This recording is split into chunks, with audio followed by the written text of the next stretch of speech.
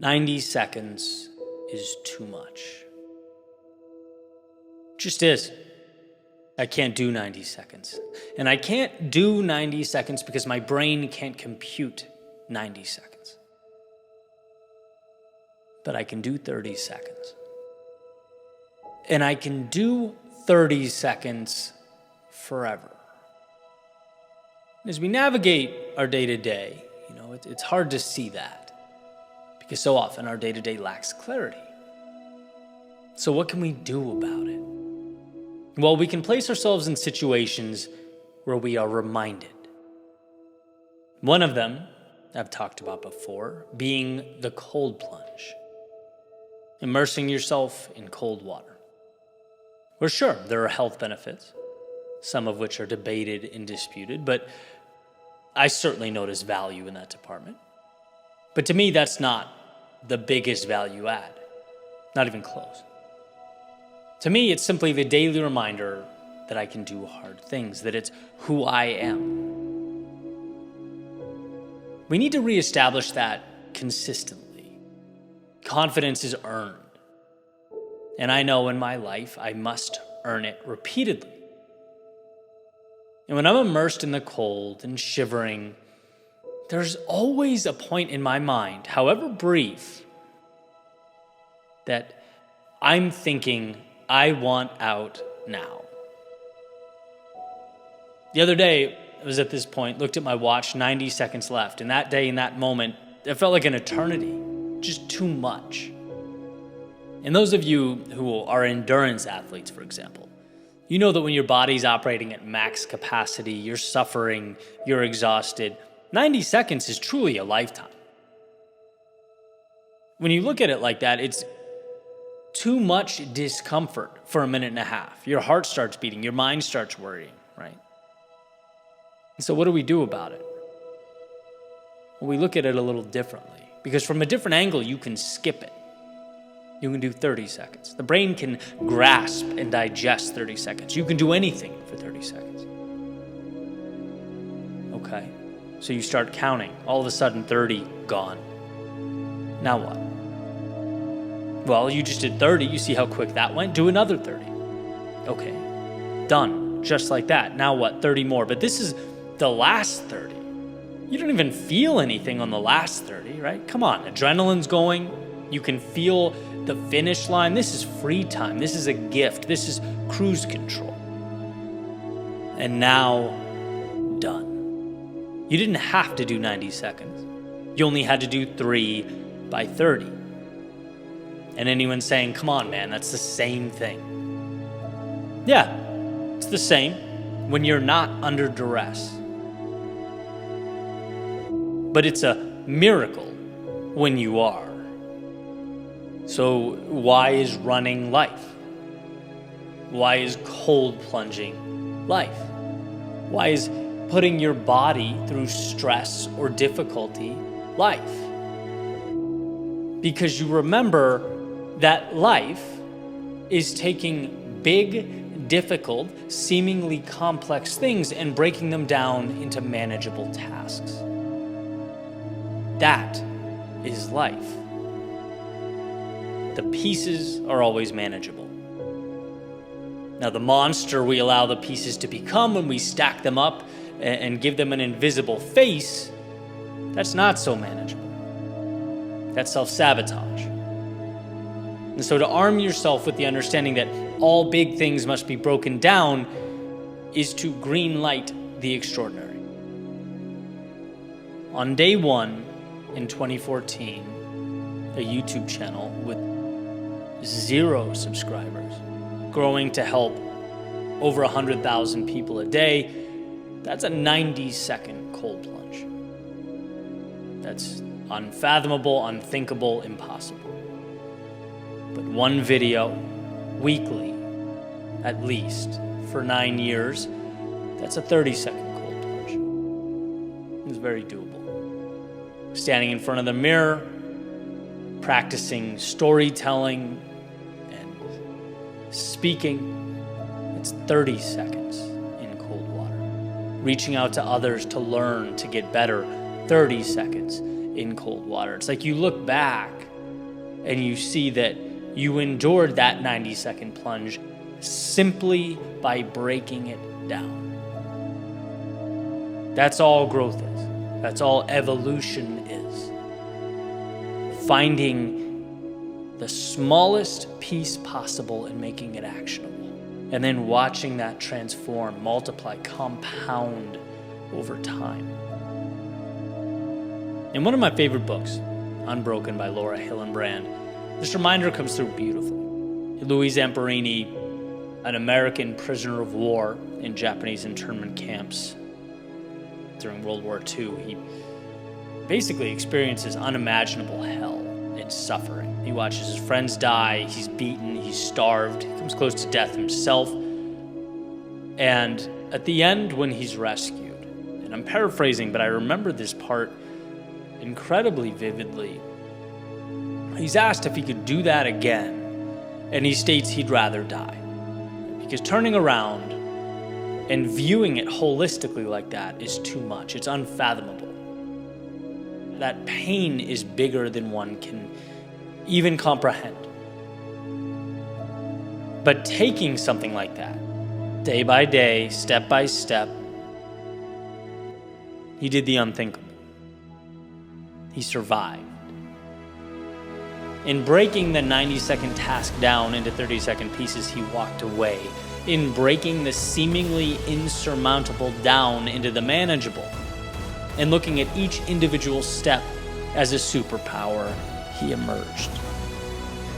And you talk about perspective. His experience was as challenging as it gets. Right? My cold plunge is laughable in comparison. But my mind doesn't know that. It's up to me to reinforce it. Building a business is nothing in comparison to Louis Zamperini, but my mind doesn't know that. Healing my shoulder and getting stronger in the gym is nothing in comparison, but my mind does not know that. It's looking at the mountain and reminding myself, Eddie, you can't leap those. I've seen you jump, buddy. But the good news is, no mountains need be leapt here. We ascend this thing one rock at a time, and mark my words, you conquer those manageable tasks day in and day out, you will find your summit. So when you feel stuck or too small for the task at hand, remind yourself you're looking at a 90-second block here. Break that down. Ask yourself what your 30 is. Ask yourself what you can create that's manageable, that will create your momentum, that will shoot you into a trajectory that will allow growth and position you someday to look back over your shoulder and go, wow, I endured all that. A transformation too big to understand on day one. It's a beautiful thing watching all those little steps add up to create the extraordinary.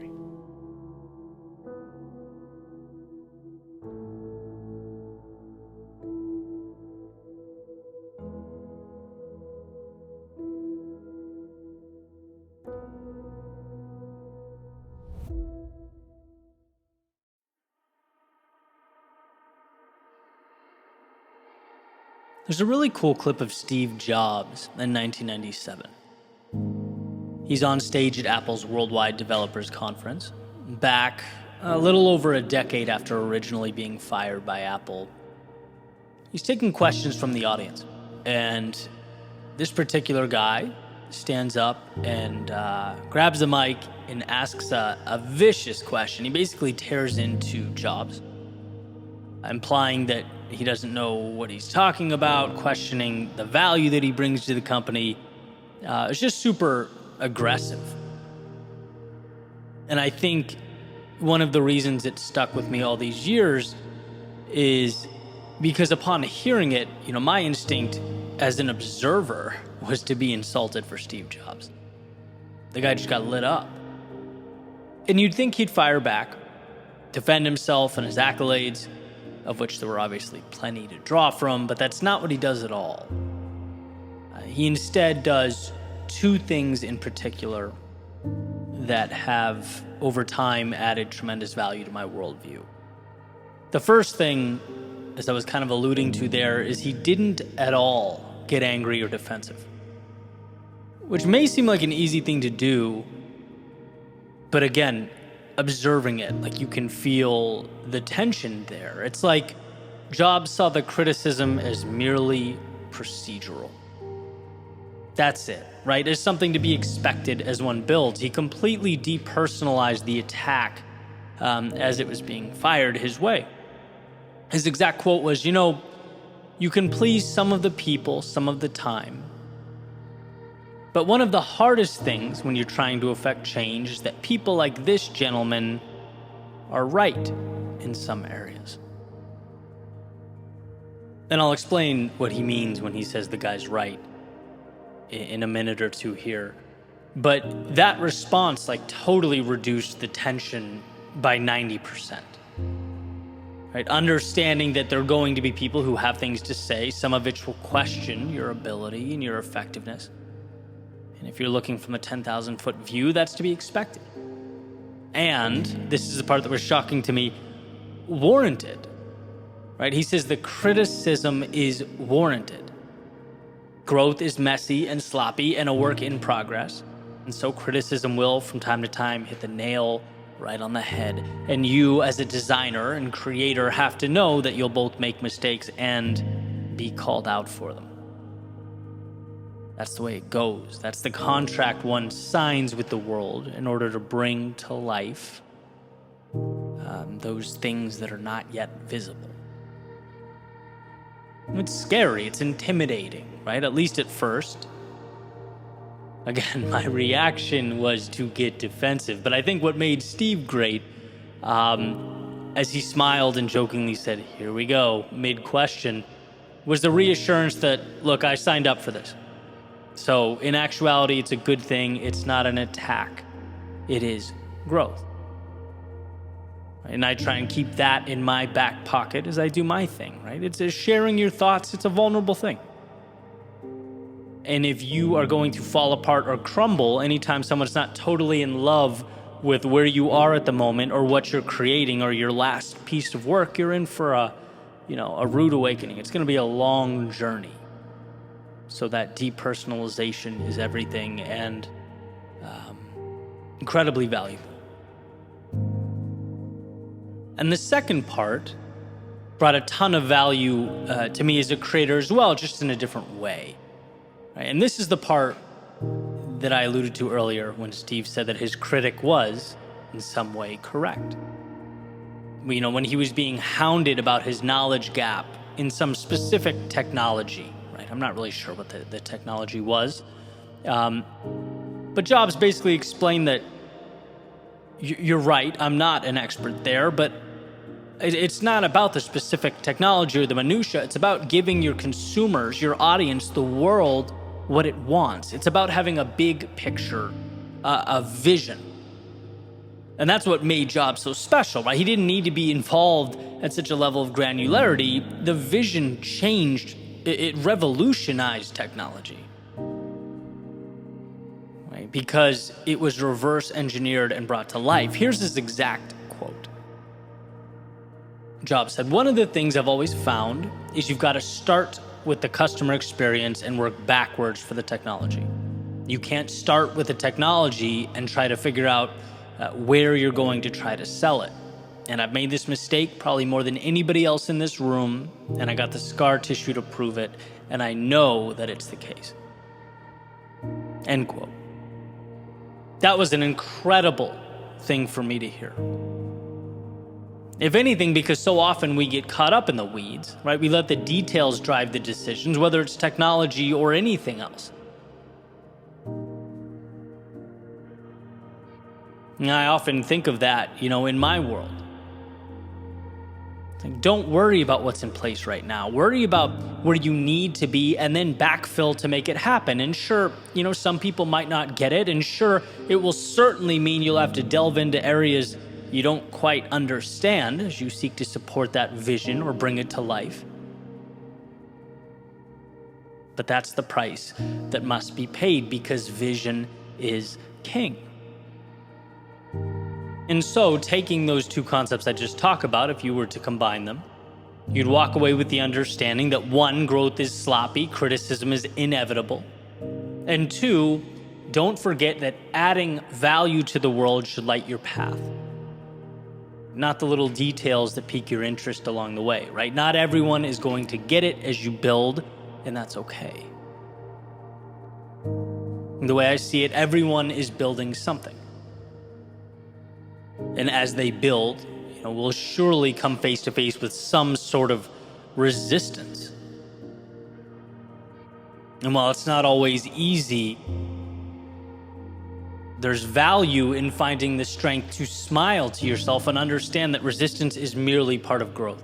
It's a necessary component of your evolution as you add value to the world. As you seek to leave yourself and the world around you better than it was yesterday.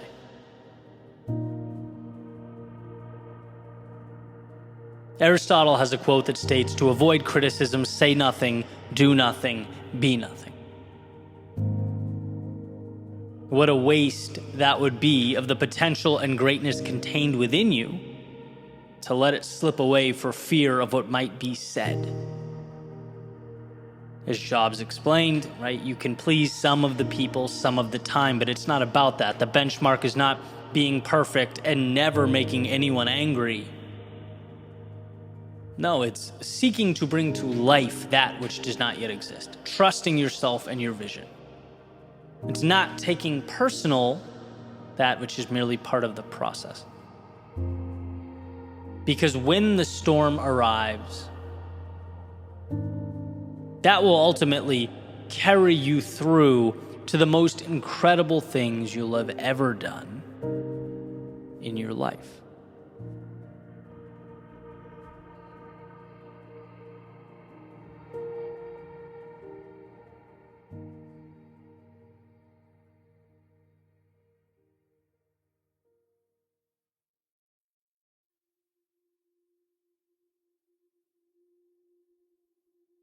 I've always been amazed at how much life can change with a small perspective shift.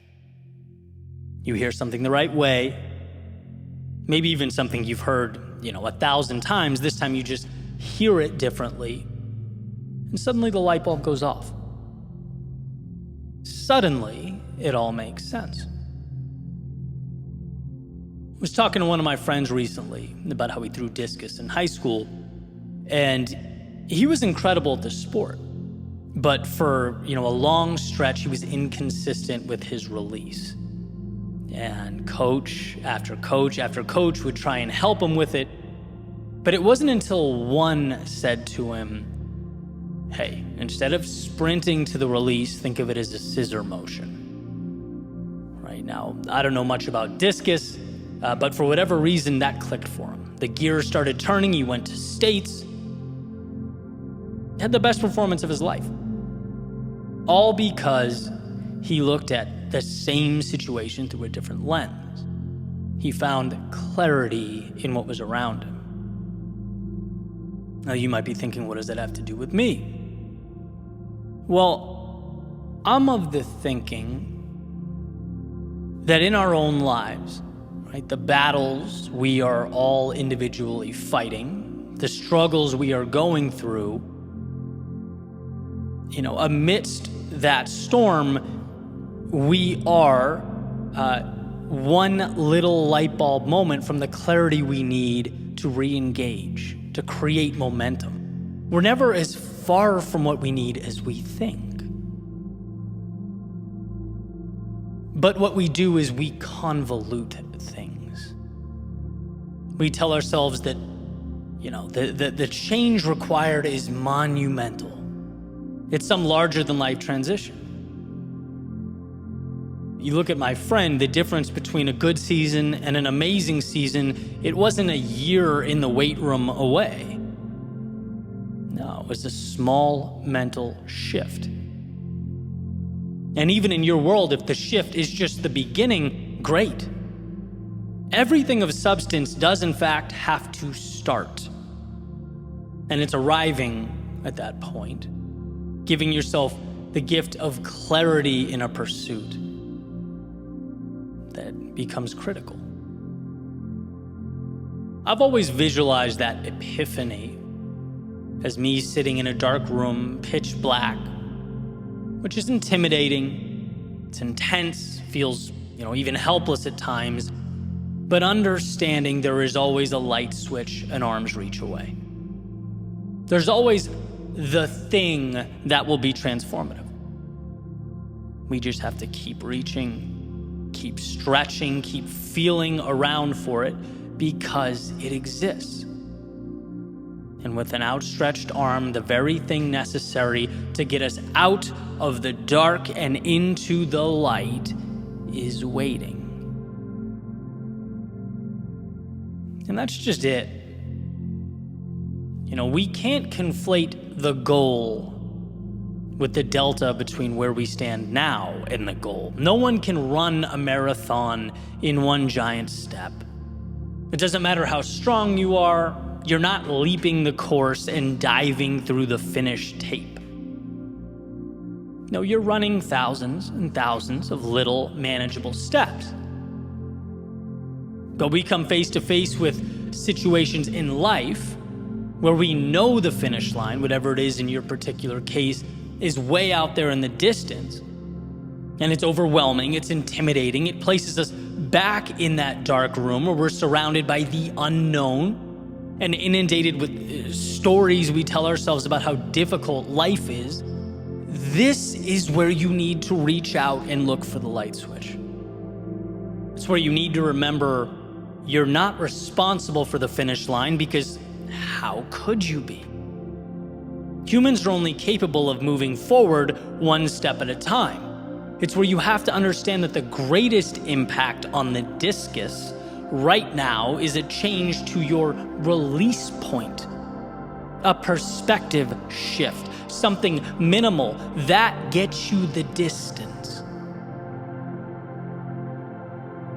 Every time I've been stuck or lost, it has been an adjustment to the way I'm looking at the world around me that's ultimately made the difference. A little reminder to take the pressure off. At least in the sense that we can only control what we can control. And usually that's the step right in front of us. So my suggestion is to stop looking up at the mountain and look down at the very next step. Because from where you stand, there is a path to get you there.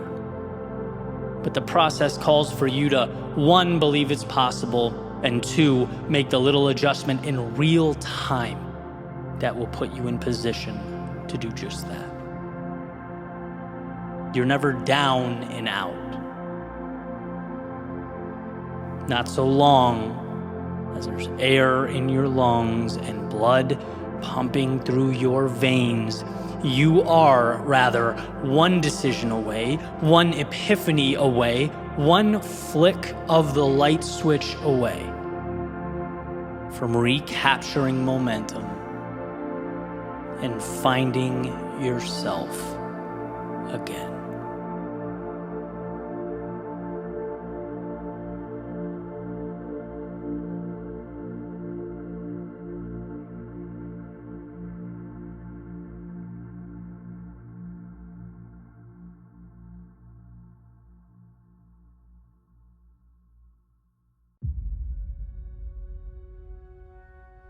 If you have the ability to love yourself first.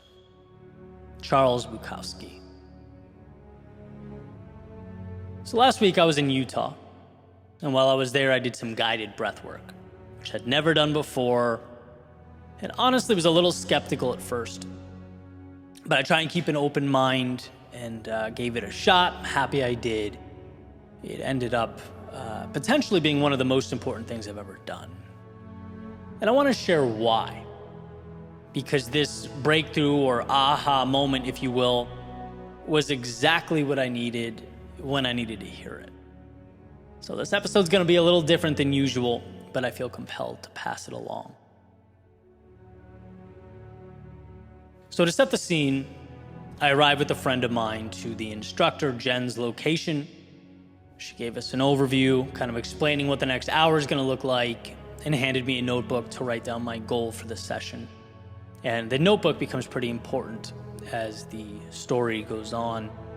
But I opened it and I wrote what I'd like to use this session to reflect on. It happened to be the walls that I have a tendency to build around myself, right? That day, that felt like the most pertinent obstacle in my life. I saw it as an opportunity to push back against that reality that human beings love to create normal and then latch onto it. And that's not ideal, because when we do that, we stop looking for places to grow. We stop pushing. We stop seeking to live life to the fullest. In other words, we settle. And so I wrote that down. I closed the notebook, laid back on this incredible fuzzy blanket, and the music got turned on. We began the breathing pattern. In, out. In, out. Jen started guiding us, verbally taking us back to a conversation with our younger selves. The journey had begun. And this is the part where things get really interesting, because my thoughts really did feel like some strange mix of dreaming and hallucinating, just from breath work. But at some point, she referenced the need to let go and said the words, we weren't meant to suffer or hold on to suffering. And that really cut deep, because I know there are so many places where I've rationalized continuous suffering in my life. I'd speculate that in some way, we all do. When the hard thing or the uncomfortable thing, when they stop being stepping stones and instead just become the way things are, becomes a concession. Hey, this doesn't feel good, but it's my life. This person holds me down, but it's how things are. I don't like doing this every day. It eats at me, but hey, life, am I right? That's learned helplessness. It hides in the corners and the nooks and crannies of life, subtle enough that we don't give it much thought. And I imagined very vividly climbing down a ladder placed on the edge of this dark canyon that went straight down. Down, down, down. Everything, my entire landscape was black and white. There was zero color, except for the rays of light barely visible at the bottom. All the way down as I descended into the canyon. The colors, they'd get a little stronger, a little brighter, as if every step put a little more vibrance into my life. Each move down made things a little clearer, the ladder becoming quicker and quicker, eventually turning into a slide that brought me down to the base of the canyon, where upon landing and standing up, everything was illuminated. Fields of sunflowers, waterfalls, birds chirping, the sun shining, and it was there in that moment I realized my intention for the class, the one I wrote down in that little notebook, well, it missed the mark. Not in the sense of being incorrect or wrong necessarily, but it simply wasn't enough. See, at the root of it all, or at the bottom of that canyon, existed life with the courage to love yourself. Not just accept yourself, not just be okay with your existence, but love yourself. With all your faults and your struggle, with all your mistakes and your history, it became clear to me how much changes when you love with all your heart the person staring back at you in the mirror. The opinions of others, they do not guide your decision-making. How could they? How could others know you better than you? In fact, those opinions are part of the black and white landscape to be left behind at the top of the mountain. the consistent suffering you've become accustomed to, the learned helplessness you endure, that's not acceptable to someone who truly loves him or herself. Loving yourself means pushing away that which is not you. It's finding that ladder down to the beautiful world of authenticity and truth, the magic of being aligned with what really matters. And what's funny is, I can talk about breaking down barriers. They should be broken down. I can talk about stepping into fear because it should be confronted. I can talk about finding a way out when we're stuck and a way up when we're down. I can talk about all of that every day of my life. But none of it matters if you don't learn to fully love the reflection in the mirror more than you ever thought you could. Think about the gift you could give to that younger version of yourself. Think about what you could give to those close to you, your family, your friends. Think about what you could do for the world if you left those black and white concessions behind you and lived a life true to yourself. It is, of course, not always easy, but I learned that day that it is the North Star. It's what we build upon. So before we ask how to shape the world around us, maybe we should be asking, how do we embrace the one within us? Maybe we should learn to love ourselves so deeply that those walls don't need to be broken down. Because in time, we'll learn not to build them up in the first place. We'll learn that in a world of black and white, it is acceptance and trust and confidence and love that gives it color.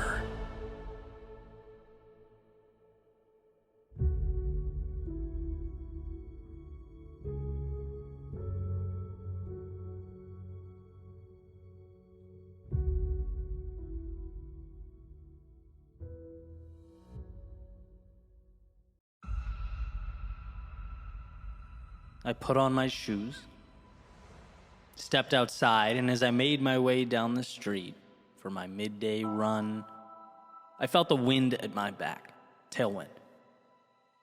My first thought, well, nice, this is convenient. Especially running along the beach where it can be pretty windy. It's definitely a luxury to have wind at your back. Sure enough, my mind went, oh, but that leaves me a headwind when I turn around and come back up the coast. My mind started to wander. I started imagining what it was going to be like turning around at that 6.6 mile mark. I was doing a half marathon that day and knew that, the way back would require that I level up. And every once in a while, the thought popped into my head, sort of reminding me of the inevitable. And sure enough, the moment arrived. The sun pressing down onto my skin, the humidity wrapped around me like a blanket. I hit 6.6 miles, turned around on A1A, and there was that headwind.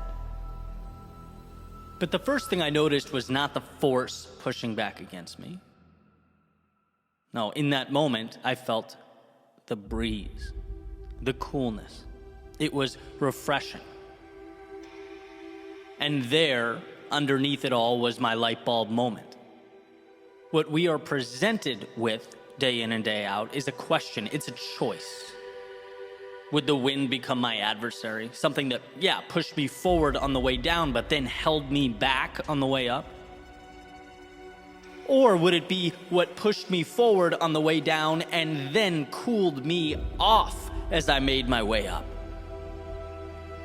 And if you think that mental alteration or perspective shift is just nuance or too small to matter, I suggest you give it a go when you're doing whatever your equivalent of total exertion is. Whatever your mental stressor is that pushes you beyond your state of usual comfort. When you're in the middle of, let's call it hurt, whether it be physical activity or a personal situation entirely unrelated to athletics, how are you internalizing the world around you? It's become clear to me over time that winning during our most trying moments comes down to mental shifts so small that they seem almost laughable in normal conditions. But your mind will always stop you before life will. So why not put yourself in a position to win? Everything around you is trying to help you in some capacity. Allow that to be the case. Remember that what you look for, you'll find. So if you look for resistance and obstacles and adversaries, they'll be everywhere. But if you look for and seek out value, you'll see that you are surrounded by nothing but value. Even those metaphorical headwinds become hands reaching out, working to cool you off as you make your way to greater things. So understand that when they arise, those headwinds, the ones that typically hold you back, they hide within them small wins. Small wins that will be the difference. The deeper one descends into chaos, the more important it is to find those victories, the ones hidden in plain view, the ones that look to many like problems. But you'll know. You'll know just how malleable this world around us is. The world seems to provide not definitives, but tools. So which will you pick up? What will you build with them?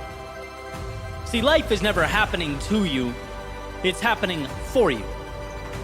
So keep your eyes open, keep your feet moving, and remember that you will win, not despite the headwinds of life, but because of them. Because you've trained yourself when those around you see can't and won't, to find a way, to pull from the chaos the very thing you need most. Life gives you the canvas, but you are the one who must paint.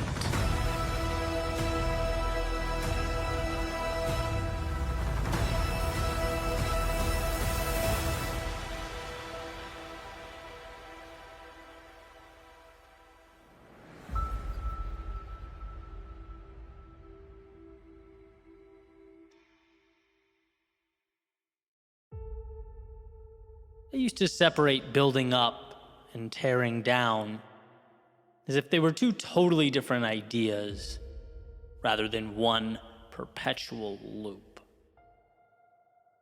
See, energy can neither be created nor destroyed. It simply transfers from one thing to another. We are renting everything in this world, grabbing little pieces of life as we run through it. And what we leave behind in the rear view has the potential to tug at our heartstrings as we see it collapse into the horizon, sure. But it also has to. Yesterday was, in its own way, the beginning, a nurturing parent preparing you for the world of today. Pushing you out the front door, and maybe you don't feel ready, we never do. But things have to go in order for more to arrive. The tearing down is the building up. I have a significant relationship with this idea, letting go. I think because it's personally been one of my greatest adversaries. And the words that escape our lips pull back the curtain on who we are. Humans are just projectors with eyes.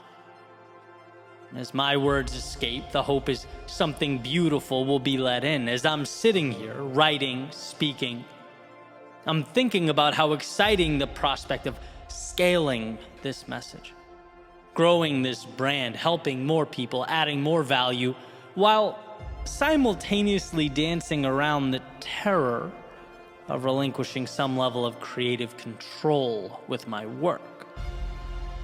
You can't, of course, grow and still do things how you did them in a one-bedroom apartment in 2014. This isn't new. I've been grappling with it in different contexts for years. It's so personal to me, but the reality is there's no gray space here. This situation is clear as glass. You have to let go in order to acquire. You have to tear down those barriers in order to make room for more.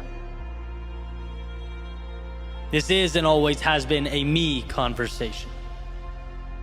A look at myself in the mirror conversation. Eddie, what are you willing to let go of? Because there are ropes that must be cut. See, these conversations hurt, but they are the transfer mechanism to all that is beautiful. Being self-aware hurts. But I'm going to go out on a limb here and assume that it hurts less than operating in a state of consistent delusion. So I offer this question to you. What was the last conversation you had with yourself? When was your last "is what I want and what I'm doing" aligned conversation? When was your last "am I holding on to too much" conversation? Your last "if I want parts of me to be reborn, am I willing to let the unnecessary things die" conversation? Life is a cycle, and we forget that.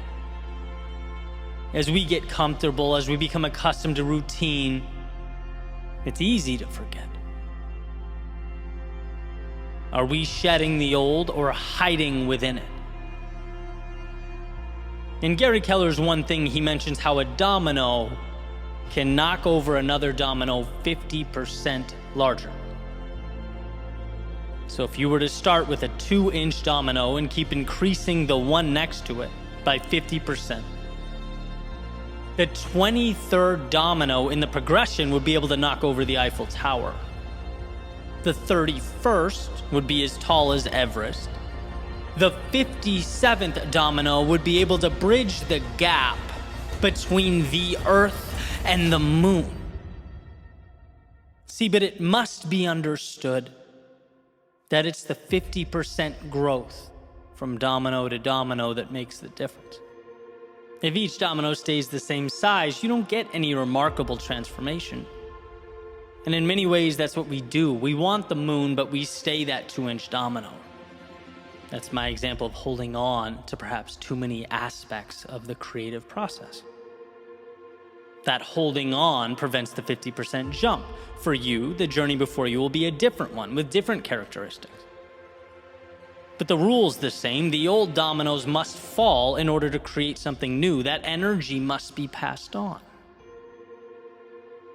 And it is capable of transferring, this is the important part, to something much bigger than itself.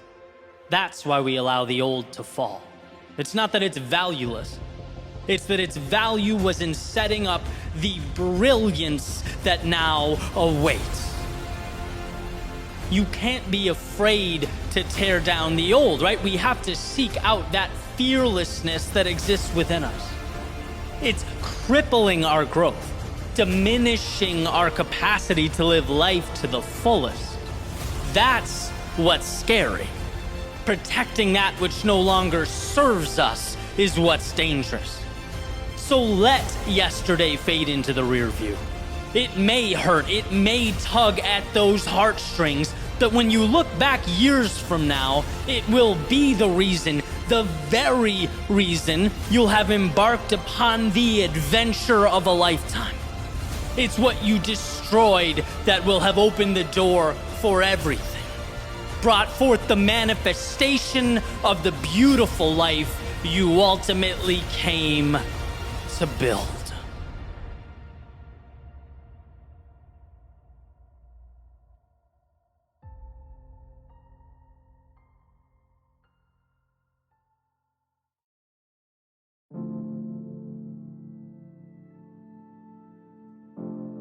Around 2011, I hurt my left arm and had to get surgery. So for a while, I was pretty limited as far as what I could do with my upper body. And that's really when I fell in love with running. I started doing it almost every day. Sometimes those long runs outside, clear my mind, sort of reset a little bit. And sometimes I'd mix it up, hop on the treadmill and do my favorite workout, which was a pyramid, right? Where you break 10 minutes into 4 segments, 4, 3, 2, and 1, increasing in intensity with each segment, and then you start over.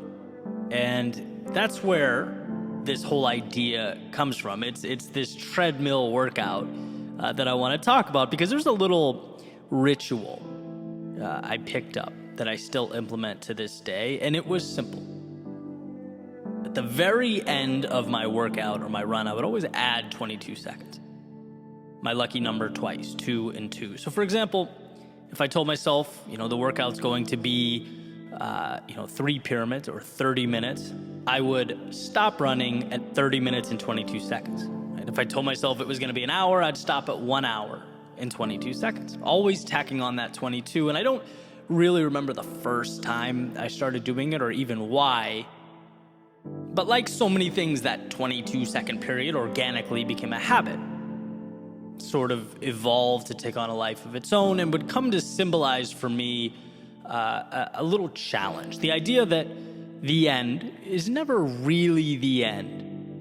And no matter how tired I was or how bad I wanted to stop, especially when you can see that finish line in reach, I could always squeeze out a little more. Like there's always something extra to give. And you could certainly go down that 22-second rabbit hole, right? Just 22 more seconds. And then you finish that and you realize you can do just 22 more and just 22 more. It's like this never-ending spotlight into how incredible we are as humans. That our stopping points almost always are constructed. Rarely is there not an extra 22 seconds or 22 somethings we can endure. And not only that, I think there's a case to be made that our growth occurs in that final push. There's a ton of value, hidden away in there.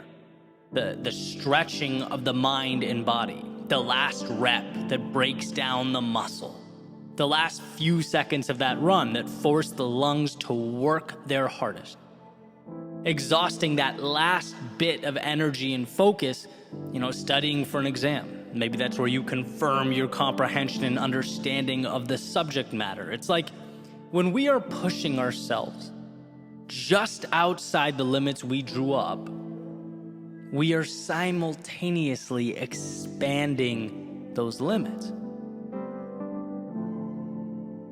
And so over the years, I've adopted that mentality.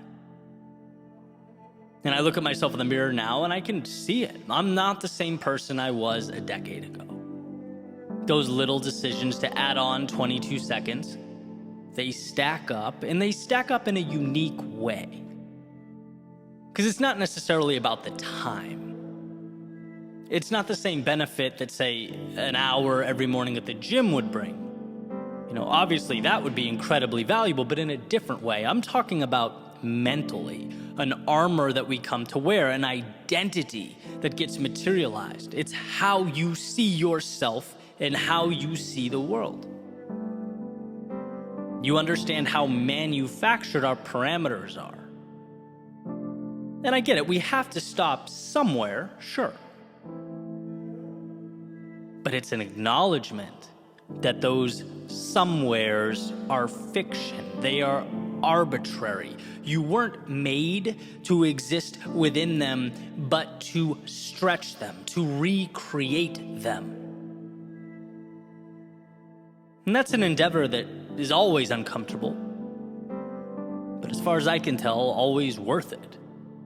The strength to go a little bit further than initially intended or designed is what will place you in a league of your own.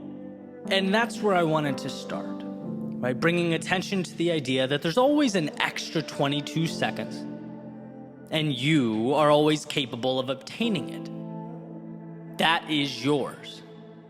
Whether you choose to see it or not, it's an option. It's always an option. Which sort of connects us to my next thought.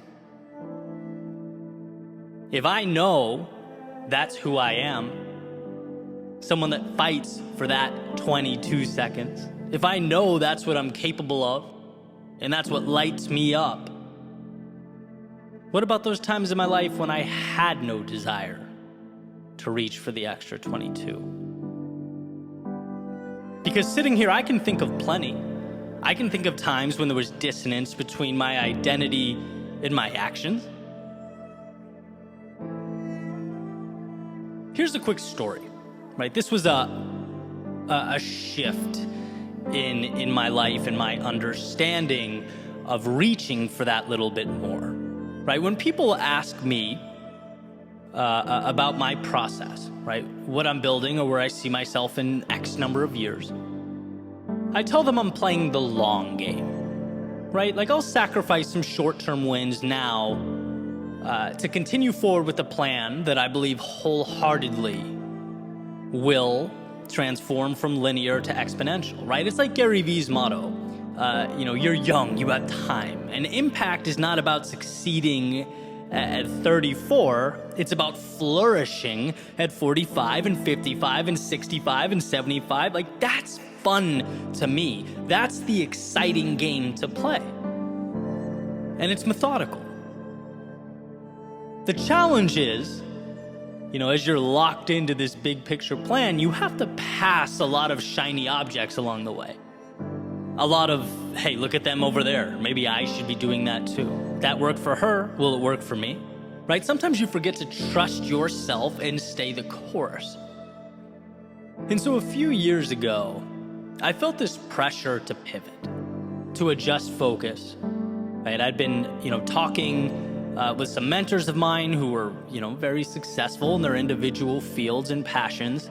And I thought, hey, you know what? It's time for me to start focusing less on the craft and more on monetizing the craft, right? The dinero side of things, which is great and it's healthy, but here's the catch. As long as you're doing it in a way that aligns with who you are. And so a few months go by and I found myself living in this overly sized and priced condo on the beach that I was gonna use to impress clients, making products that didn't excite me, talking to people I didn't really want to be talking to, living a life that was not my own. I'd lost myself, right? My love is storytelling. It's capturing life's seemingly overlooked secrets. That's what I get excited about in the morning. That's the value I want to share with the world. And look, money is important. It's necessary. It's freedom. But for me, it can't be about the money or I lose the drive, right? And here's the point I'm making where it all comes together. What I found is that when you're a stranger in your own body, there's almost no incentive to push for that little extra. It's like, who cares about fighting for 22 seconds? I'm so misaligned, I don't even want to be here, right? That is the red flag. That's the indicator that it's time to adjust. Because if I'm someone who wants more, who pursues and acquires more, and I don't feel the urge to do so, it's time to change. And I broke the lease, put everything I had in a car, went on a little 3-month excursion, realigned. Right? If I'm not willing to suffer through that little extra, to go above and beyond, it's not for me. And so that's a big example, but it obviously manifests in smaller ways as well. Yes, you are someone who can and will chase down the beauty in life, who will transform that little extra into something meaningful, but you also have to position yourself and the world around you to make it possible.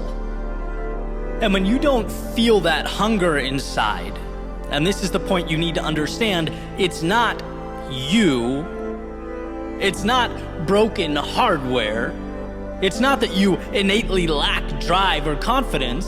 It's that you need to rearrange the scenario. You need to find alignment. Because I promise you, if you want something enough, you'll be willing to fight for it, to hurt for it, to break boundaries for it. But you must first make sure that you're pointed at something you want, something that moves you. And here's the part where I remind you of all those things you've already overcome in your life. Of all the times you thought your tank was empty, but you found a way. All the times you were hurting, but kept moving. All the times you were broken, but put yourself back together. We are not told in school or at work how resilient we are. We're not told that we often stop thousands of 22-second periods short. We aren't told that we're living at a 30% capacity, operating at a fraction of our potential. We don't even realize the little miracles we've created along the way.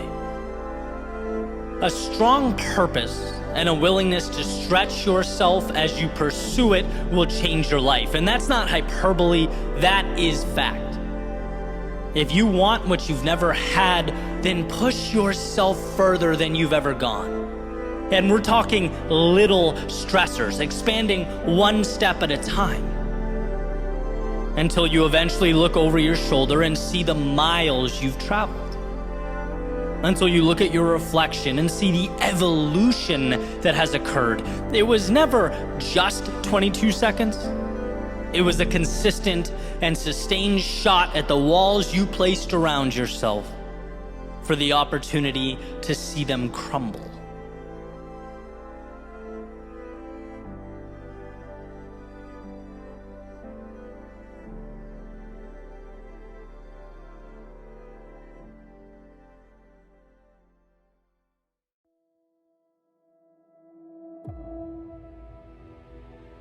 Most often, our greatest source of pain comes not from the moment, but what we suspect that moment will mean. It's not the situation, but in how we perceive the situation. And this is an idea or a concept that I connect pretty directly with fitness or running, simply because that's where, to me, it's most apparent. It screams at me. So being that I run quite a bit, let's dive into that. Most days when I'm out for a jog or I'm running it strictly for endurance, cardio base, chance to get out there and breathe or reset, think. But then there are times when I say to myself, this run's going to be a little different. It's going to be dedicated to seeing what I'm made of, right? I'm going all out, going to push.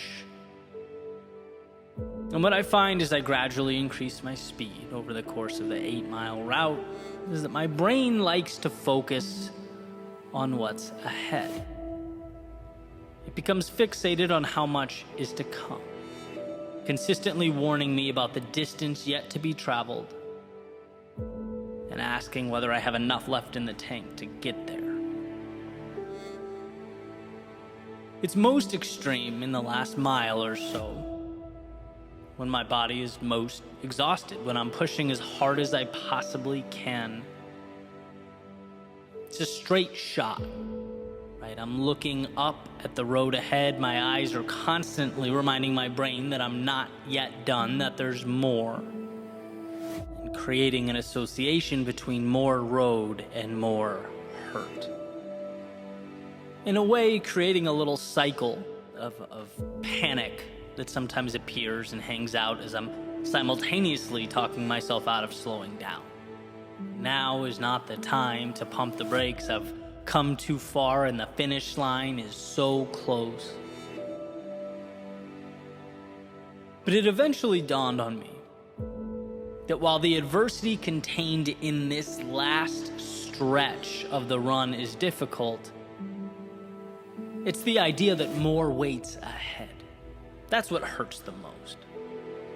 It's not the body, but the internal voice that's creating the discomfort. In fact, I bet I could run for hours and hours and hours at this speed if it were a life or death situation. If I had to. It's not the task laid out before me. It's my perception.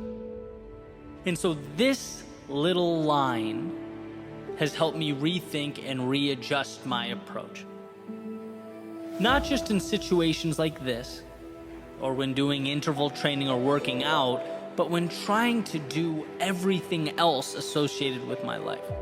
Grow my business, build a brand, nurture relationships, push boundaries in any other aspect of what I do. 3 words. Stay within yourself.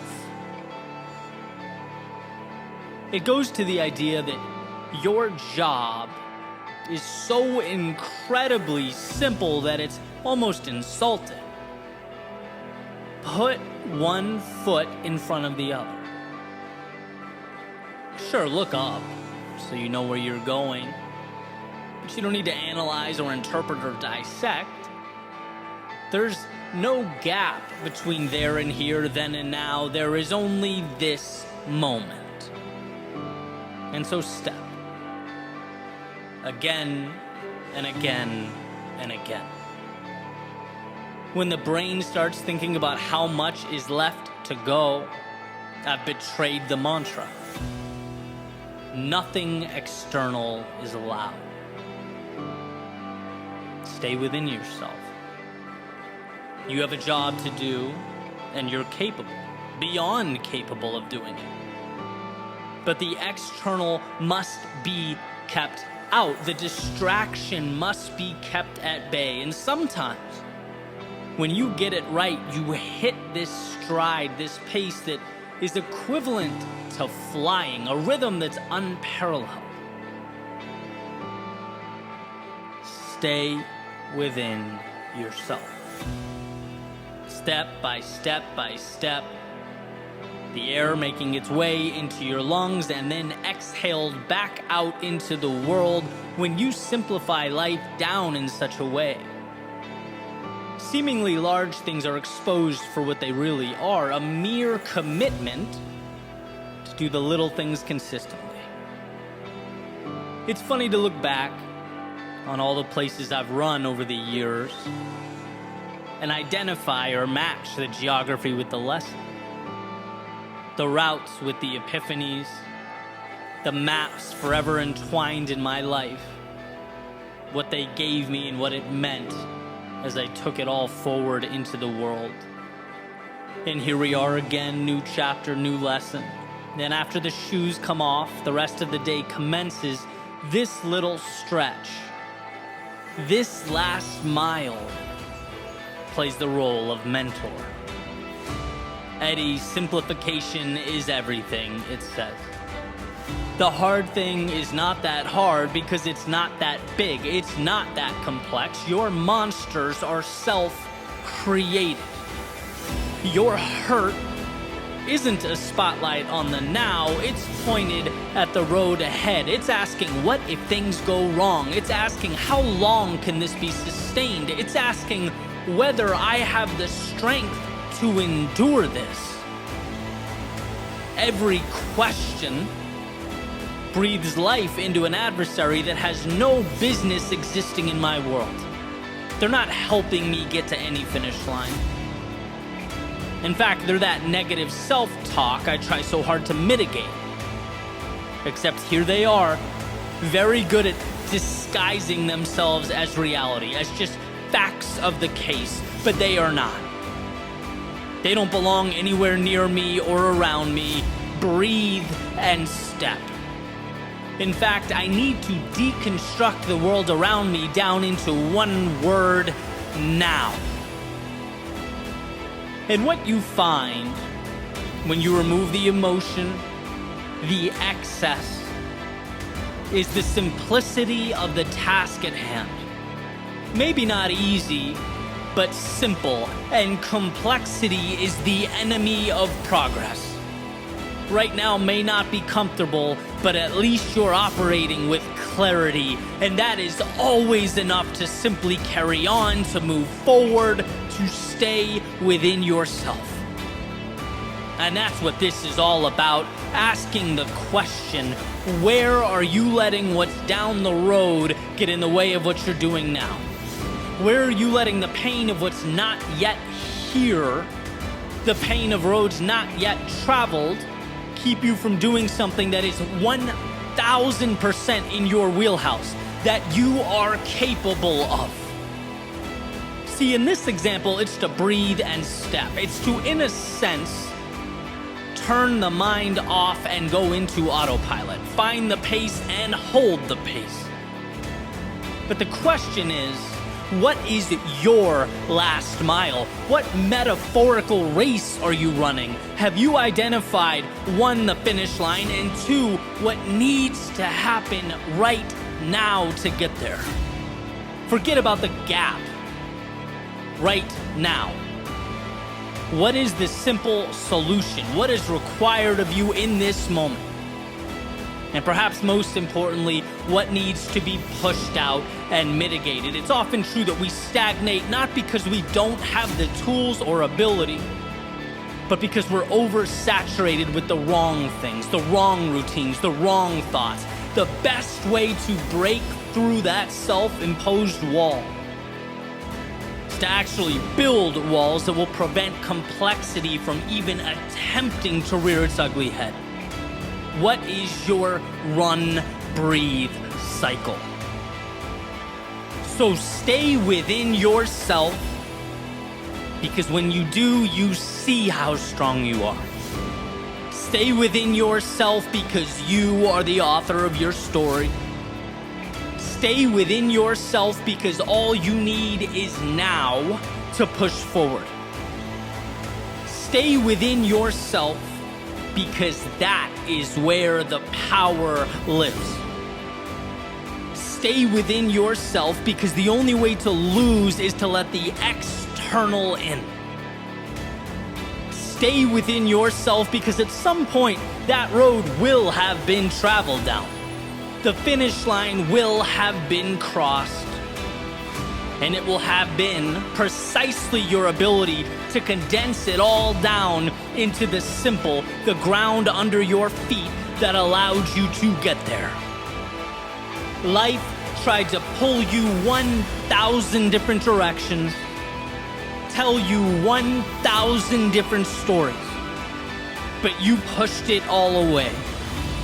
Found that power within the moment and stayed within yourself.